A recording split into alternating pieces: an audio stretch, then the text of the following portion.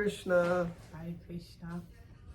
We are most blessed and most fortunate, as Bhava Bhakti was just reminding, to be allowed back into the holiest of holy dhams here in Matchless Gifts, New York, Lower East Side, Manhattan, where Srila Prabhupada started everything, where it all began, as they say. And just before we got here, as we normally do, we were at the morning program at Bhakti Center, so also grateful to be in Radha Mulida's Sangha. Service. We're in their Sangha, we're in their service, I think. Yeah, the Sangha of the devotees serving them, yeah. Well, we were with them, weren't we? We were actually, but yeah, hanging out. Yeah, we were just hanging out.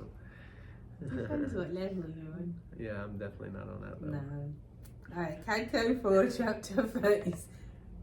What? Canto 4, Chapter 24, Text 36.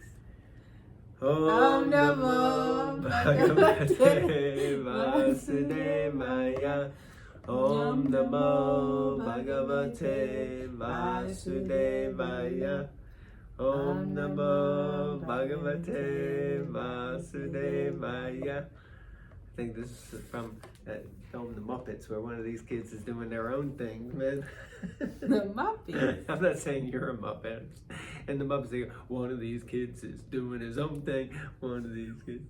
No, you can also leave it. You don't need to teach. I know. I'll learn one day. You teach me.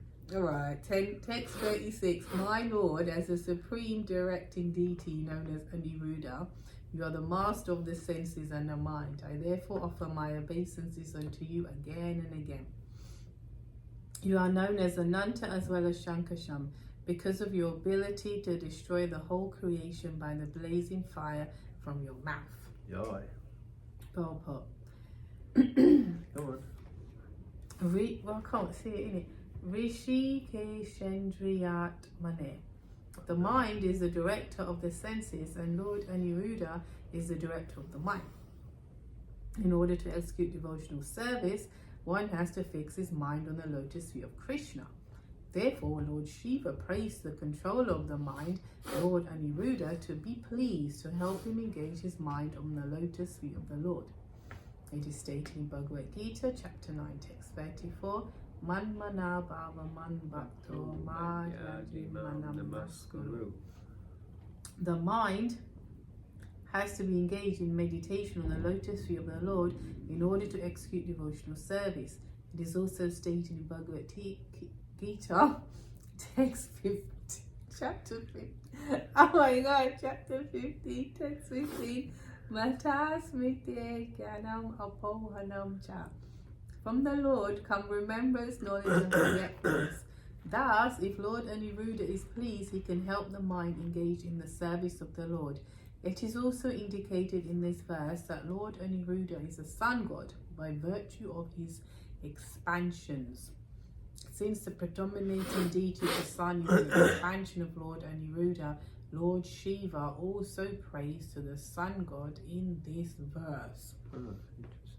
Okay, before I just say something, I want to say something, which is to apologize that we had a bit of a mix-up technical with the uploading. So this is going out anyway, there wasn't a reading for the Friday and the Monday because when we were in London, there was technical issues, and then we filmed at the airport, and then we had to get a flight. So we're very sorry for missing. We had them recording and they're now going to be uploaded later than they should, if that makes sense. Means whatever you're looking at, whatever you watched on Monday and Wednesday, today. Yeah, well, not today. Today for us, but not today for you. Yeah. Anyway. We're really sorry. That's the point. We apologize. We did it intentionally to increase your longing, but since no one wrote to us and said we missed it, we figured, okay, they don't care anyway, so we'll do it. So we're back at it. But yeah, technical issues. It's hard to get a good Wi-Fi signal sometimes. I was going to say I had to get a good wife. Yeah, it is. That's also true. It is true. It's hard to get a good wife, hard to get a good husband, hard to get good parents, and All hard. right, let me make my point now. Oh, okay. Because I was making the point, but he made the point anyway.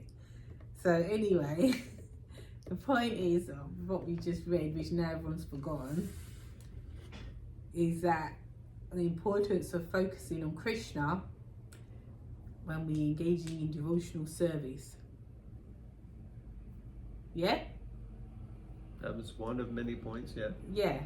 And I thought it was a very powerful point, which I'm not going to take too much time up, because speaking, to be honest with you, from experience and then other people's experience,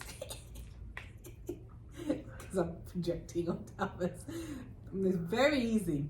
I'm telling you, like some people think who don't go on the altar, oh, you're on the altars, oh, you're addressing the deities. You could be physically on the altar in front of those deities, and that crazy mind, as the point was made there, could be come thousands of miles away, or ruminating over something that happened 10 years ago, or something that hasn't even happened, and then you even forget, and you're looking at the clock, oh my god, I need to finish what did you even start, because you're just like putting this, putting that, and dressing this, and it's such a lesson, and it's good, such a reminder that we got to be focused. When I was in London, I like to plug in and listen to either kirtan or classes, because it just, at least that forced some, the mind as to focus on Krishna somehow.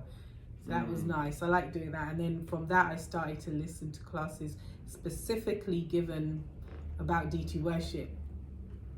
I would actually do a little Google search, and that was nice as well. Or in particular, if I was dressed in Nitai, which I did for the most part in London, classes about Nitai. But yeah, it's interesting. It's a nice point, it's a very powerful point actually, that don't think whoever's advancement is by because you're with the deities or you do deity worship, because someone who's on the other side, they could be so much more closer just by dint of their focus and their bhav and their remembrance and separation feeling, such an important thing. Yeah, it's not about not about proximity. Yeah, I often say this to my mentees. It's like you you can be Krishna conscious but without Krishna, So yeah, I dress in a certain way. Yeah, I go to those kirtans every week. Yeah, I do this service, and I've got the bead bag, I do this, but when do you think of the man? He's a supreme man, but he's a man called Krishna. When do you actually think of him? When does he come into your mind? It's that person who's a man. If you want to make it more personal, and when does he come into it in your day? Even think about it. When did he come into it? Even though you may offer your food, even though you may listen to Bhagavatam Bites and whatever else you're doing on this path, but that man that calls Krishna, and to the extent that did I do all this for him or please try to please him? So I just thought it was really powerful to that point. Very nice point.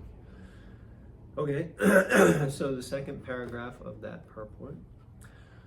Excuse me. Lord Krishna, by his quadruple expansion, Vasudeva, Sankarshan, Pradyumna, and Aniruddha, is the Lord of psychic action, namely thinking, feeling, willing, and acting. Lord Shiva prays to Lord Aniruddha as the sun god, who is the controlling deity of the external material elements which constitute the construction of the material body. Excuse me. According to Srila Vishwanath Chakravarti Thakur, the word Paramahamsa is also another name for the sun god. Okay, interesting. The sun god is addressed herein as Nibrittatmane, which indicates that he always maintains the various planets by manipulating the rainfall. The sun god evaporates water from the seas and oceans and then forms the water into clouds and distributes it over the land. When there is sufficient rainfall, grains are produced, and these grains maintain living entities in each and every planet. The sun god is also addressed herein as Purna, or complete, because the rays emanating from the sun have no end. The sun god is also addressed herein as Purna, or complete, because the rays emanating from the sun have no end. So he's complete because he's endless. Interesting. Okay. For millions and millions of years since the creation of this universe, the sun god has been supplying heat and light without diminution. The word Paramahamsa is applied to persons who are completely cleansed. When there is sufficient sunshine, the mind remains clear and transparent. In other words, the sun god helps the mind of the living entity to become situated on the platform of Paramahamsa. Interesting points. Thus, Lord Shiva prays to Aniruddha to be kind upon him, so that his mind will always be in the perfect state of cleanliness and will be engaged in the devotional service of the Lord.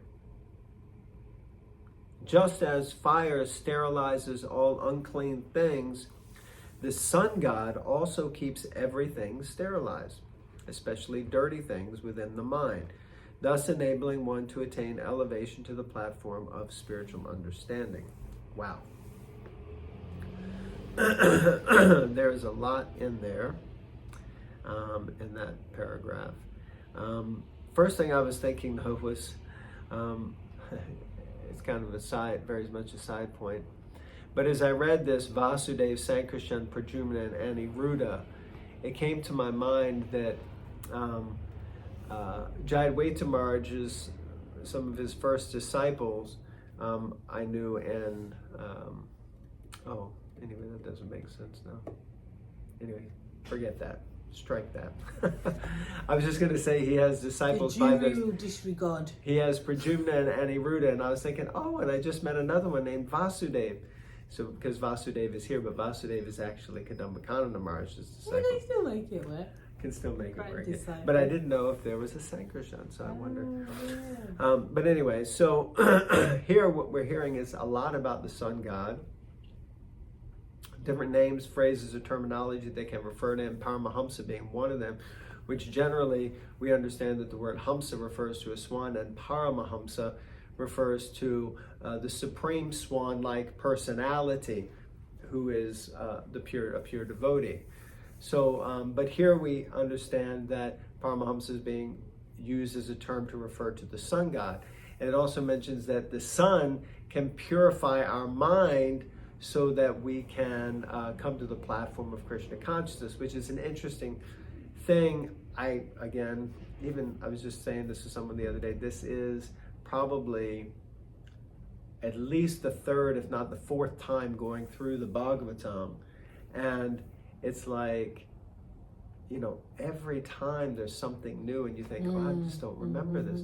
So this point about the sun god, of course, generally, even it says that Lord Shiva prays to Aniruddha to be kind upon him. And I think it was mentioning that Aniruddha is the sun god. So then we got that the sun god is connected to Aniruddha. Aniruddha is an expansion of Balaram through the, Lord Krishna's quadruple expansion. So therefore, the idea is that the sun provides light, which dispels darkness. That's the way we generally understand it. And that is coming from Aniruddha, who is one of the expansions of Krishna. And Lord Shiva is praying to the sun god, back in this verse, my Lord is the supreme directing deity known as Aniruddha. You are the master of the senses and the mind. I therefore offer my obeisances unto you again and again. You are known as Ananta as well as Sankarshan because of your ability to destroy the entire creation. So it doesn't mention the sun god there, but specifically in the verse. But here in the purport, Srila Prabhupada is bringing that out. Prabhupada says Lord Shiva also prays to the sun god in this verse. And is it because of the blazing fire?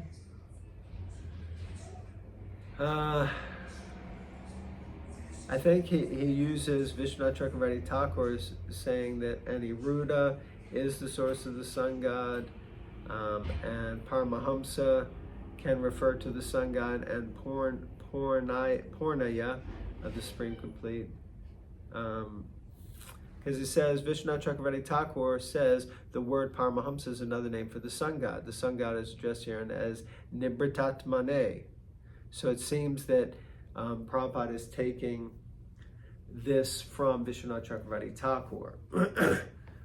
So this is one of those instances where you repeat the words of the previous acharyas, and I guess you just kind of accept them. Maybe it will get explained as we carry on. But anyway, the point is that somehow the sun god, and maybe we also